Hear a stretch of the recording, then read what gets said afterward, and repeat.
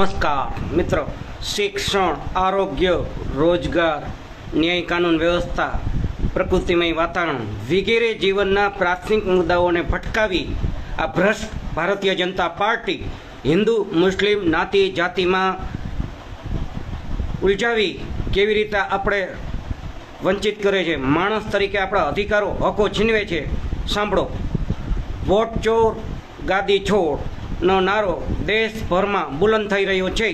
સમગ્ર વિપક્ષ વોટ ચોરીના મુદ્દે એક પ્લેટફોર્મ પર એકજૂટ ખડું છે.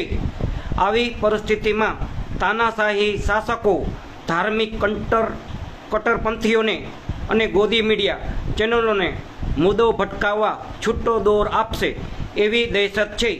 વોટ ચોરીના મુદ્દે તમે અડગ રહેજો, એકજૂટ રહેજો. આખો દેશ તમારી સામે મીટ માંડીને જોઈ રહ્યા છે. જય ભારત, જય સંવિધાન, જય ભારતીય સંવિધાન, જય જ્ઞાન વિજ્ઞાન. દેશમાં છેલ્લા 11 વર્ષથી દેશની પાય પીટનાર વર્તમાન ભારતીય જનતા પાર્ટી અને એના મળતિયાઓ છે.